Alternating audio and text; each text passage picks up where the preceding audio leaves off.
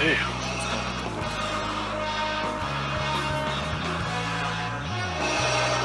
Non, ce n'est pas vrai. C'est impossible. Principe Gaming, la radio 100%. Ce n'est pas vrai. C'est impossible. Ah oui, mais avec une pointe de gaming, hein.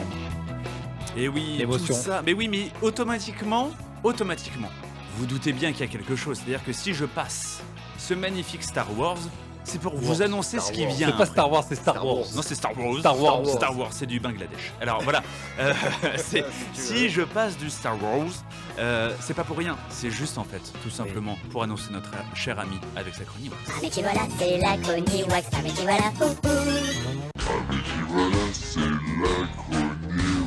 c'est la chronique wax. Wow, wow. Eh ben oui, parce que mon cher iWax, Star Wars, Chroniwax, tout ça c'est ton ambiance. Et là, tu vas nous parler de Marvel aujourd'hui. Oui, Marvel, on en a.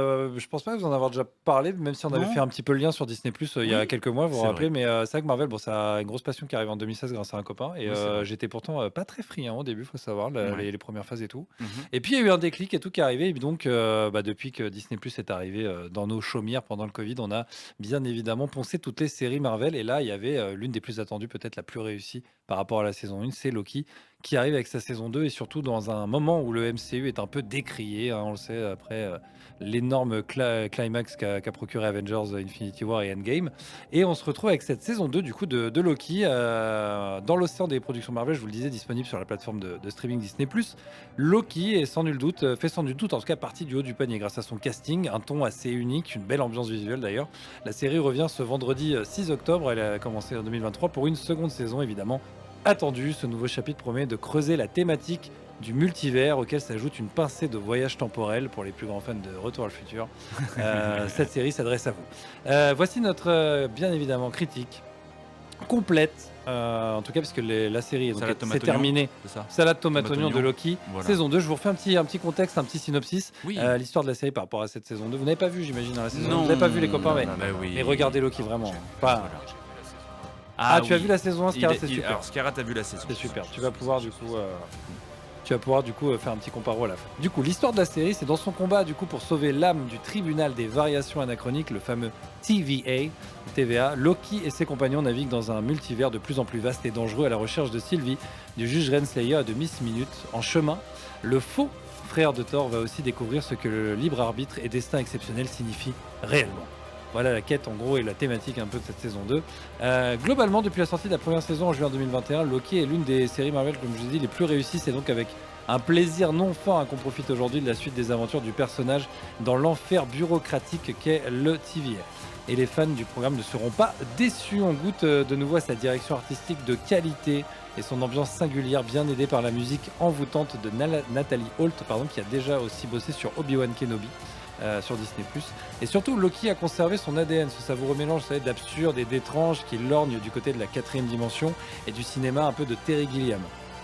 Pour les plus connaisseurs cinématographiques, Évidemment. la série reprend son récit là où on l'avait laissé il y a 2 ans, alors que Loki découvre les conséquences de sa rencontre avec celui qui demeure, le nouveau futur mais grand méchant de Marvel. Si le programme est assez poli pour nous offrir un petit résumé des épisodes présents, la mise en place des nombreuses et touffues règles du TVA, des nouveaux voyages temporels et des univers parallèles ne se fait pas aisément. Happé dans le dédale kafkaïen du TVA, le spectateur est confronté à son absurdité, aux errances temporelles de Loki, qui procède à des bonds incontrôlés dans le passé et le futur. Un dispositif narratif amusant qui joue avec les différentes temporalités à la manière de la Maison des Fous des 12 travaux d'Astérix. Quoique ludique, ce petit jeu finit pourtant par révéler les limites de cette saison 2. Avec son histoire axée sur une course contre la montre et paradoxalement à travers le temps, cette seconde saison s'éparpille effectivement un peu et abandonne les mondes étranges du multivers de la saison 1 pour cultiver les intrigues de couloirs moins enthousiasmants. Les fameuses escapades temporelles dans le Londres des années 1970, le Chicago du 19e siècle, sont de beaux prétextes à creuser joliment les personnages de Mobius, interprété par Owen Wilson, et le juge Renslayer, Gugu Mbatha-Raw, c'est très dur à dire, j'espère que j'ai bien prononcé son Gugu nom Mbatha d'actrice. Gugu Mbatha-Raw. Ah, Gugu Mbatha-Raw.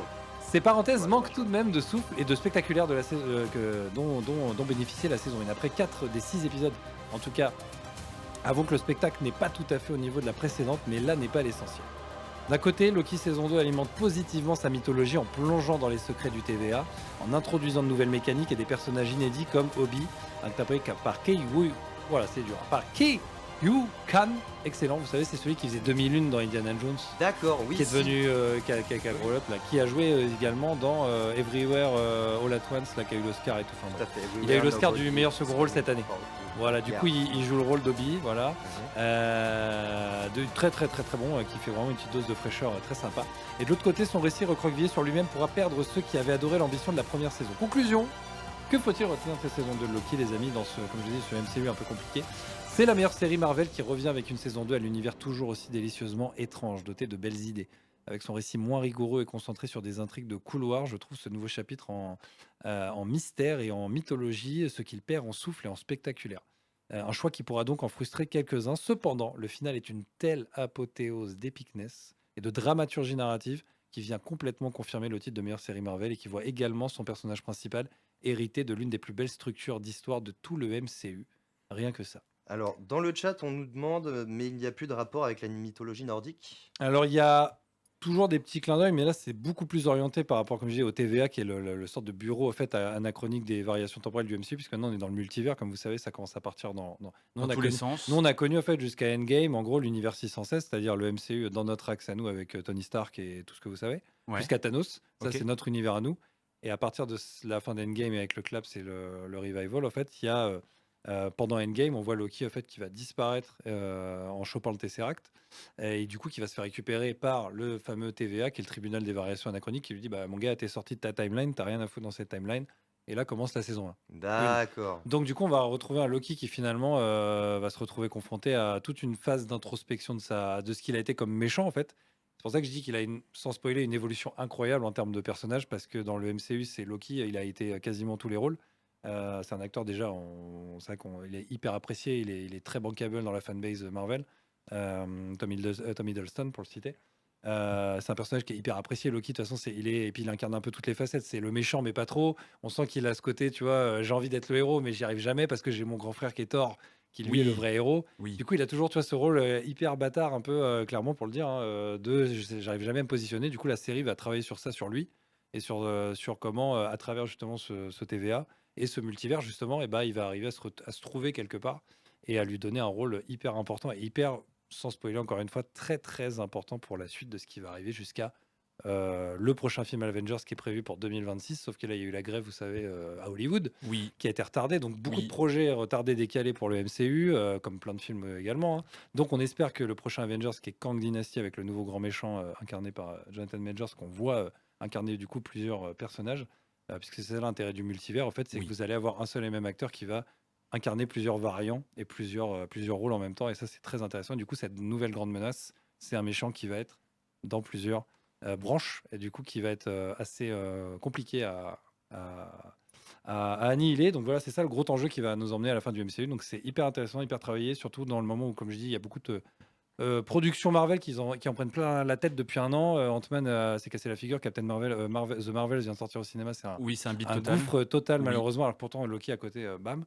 Donc en fait, en ce moment, il y a beaucoup d'inégalités dans le MCU, mais comme beaucoup ce que fait Disney+, j'allais dire, et quand il y a autant de quantité aussi, au bout d'un moment, Oui, quand il y a trop, il y a Ouais, trop. quand il y en a beaucoup. il y a beaucoup de quantité, il faut aussi, voilà, mais pourtant, quand on analyse toutes les séries Marvel, il n'y a pas eu beaucoup de ratés, donc voilà, en tout cas, cette série, je la conseille fortement.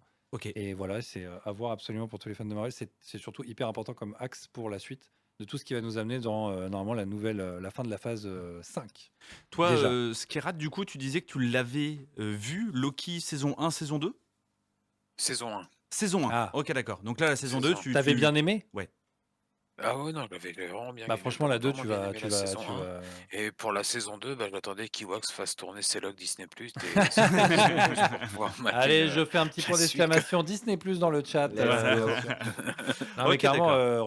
regardez-la vraiment. La 2 est hyper important, hyper bien dans la lignée du 1. Et puis voilà, le duo Owen Wilson, Tom Hiddleston, ça marche de fou. Et donc là, tous les épisodes sont tout disponibles est de la dispo, saison les 2. 6 épisodes sont Ah, il n'y en a que dispo. 6. Il y a 6, ça va assez vite. Ouais. C'est très nouveau. C'est pour hein, ça que c'est- les séries Disney Plus, c'est 6 épisodes. Ça a Ouais, toujours c'est été. vrai. C'est C'est pour un ça peu que les gens dommage. souvent ils me disent ouais, il y a trop de trucs. Je dis bah, en vrai, ça s'éclate très vite ces épisodes, tu vois. Oui, c'est 6 c'est- heures. hein, au final. Ouais, C'est une heure En fait, par c'est une épisode. heure à peu près, 45. C'est ça revient, ouais. c'est des séries, c'est des séries, tu te tapes 6 épisodes, t'attends 2 ans avant d'avoir le 6. Ouais, c'est un peu Ouais, ça, c'est ça. ouais, c'est un Ouais, peu c'est ça. ça. Mm. Donc non, en tout cas, voilà, très important et une fin incroyable. Vraiment une fin qui est dans le top 5 MCU ever. Sûrement la meilleure série du MCU, c'est sûr.